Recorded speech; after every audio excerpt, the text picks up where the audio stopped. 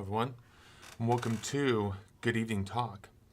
In this session, we're going to talk about consistency, and in the context of consistency is practice. Practice doesn't make perfect, all right? That's what a lot of people want to say out there as a cliche, a quote, practice makes perfect. Practice actually builds consistency. And when you build your skills consistently at higher levels, so in other words, you practice your skills the right way as you were taught or as you know that works, you're going to gain that skill on a higher level. When you do that, it's almost like upgrading your life, if you will, kind of like in a video game. You get better and you get better. Practice is extremely important. One of the ways that we're able to practice better is to quiet our minds. All right, and to quiet our minds, we need to practice meditation, especially something along the lines of stillness.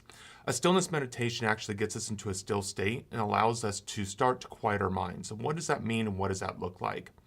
To quiet our minds means that we stop having as much mind chatter as we maybe have on a normal day-to-day basis. So our minds quiet down, the chatter slows down. And when we stop identifying with our thoughts dissipate. They start to go away. It's almost like an ocean. In the context of the waves come in and the waves go out. It's a high tide, it's a low tide. As the waves start coming in, we get more thoughts. As they go out, we start to release those thoughts. And so it's really just allowing the tides to flow rather than holding on to each one of the individual thoughts and nothing's able to let go. The more we let go of our thoughts, the quieter our mind becomes. And what's called stillness. In the context of stillness, when we can get our mind still and we can practice that stillness, we can start asking ourselves questions. We can start getting in contact with our intuition, not just in a way that is random, but really at our command.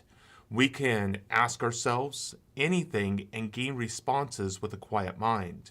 When our mind is actually very active, what questions are we going to ask? None really, because we're so attached to the thoughts in our minds, we can't get outside of them.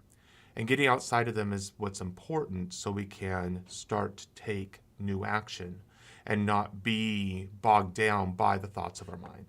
So how do we practice this? Well, we practice guided meditations, and there's plenty of them on the internet, on YouTube. I have some posted as well. Practice them in the morning and practice them at night. In fact, if you want to, Jason Stevenson has some really phenomenal guided meditations on miracles, letting go, releasing negative fixations, anxiety. He has some extremely good guided meditations I would highly recommend. So Jason Stevenson, check him out on YouTube. Great meditations for sleep. You can get into the binaural beats if you want to. I don't think it's necessary, but that's what I used through Centerpoint HoloSync. When I started to quiet my mind, I utilized really a binaural beat through them, which they still have those. So if you go to centerpoint.com, look up HoloSync, HOLOSYNC, that will give you the program that they have for their meditations as well. It's not guided, but it does have the binaural beats. And really what you're doing with binaural beats is you're tricking the brain to go from alpha, beta, theta, and delta wavelengths. So it's really the frequency of the brain. And you're sending one frequency and then another frequency. And it's really designed to kind of like a computer defrag the mind. It worked. I liked it. I think that there's some other things out there that are just as good that are going to be more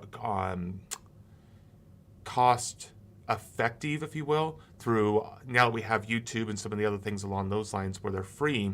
I just don't feel like making the purchases through HoloSync is worthwhile, but they definitely do work. So these are some things that we can do to practice meditations. And again, meditations are so important to quiet the mind.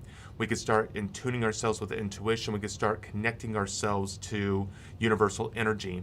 I say universal energy to make it benign to individuals' belief systems. You call universal energy whatever it is that you believe in. If your faith is in God, in any other religion out there, utilize your belief system. I'm just going to make it universal and call it universal energy so I can speak to a large group of individuals instead of closing off to one religion. So there's some meditation techniques that you can follow.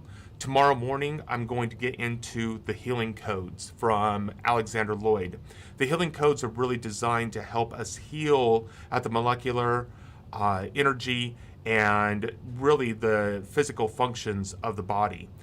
Our body is nothing but energy and its frequency. So, because all energy is frequency. And what we're doing is we're going to heal at the molecular energy frequency levels of the body through the healing codes. So it really actually gets us into a position where we can heal all areas of the body, of the mind, of the soul, all at the same time. So tomorrow morning at 8 a.m., the healing codes. If you have any questions about consistency and practice, meditation, let me know. Any questions about the traits as well, Tony@thethresholdofcreation.com. Thank you, everyone. Have a great night, and we will see you tomorrow morning with the healing codes. Thank you. Enjoy. Have a great evening.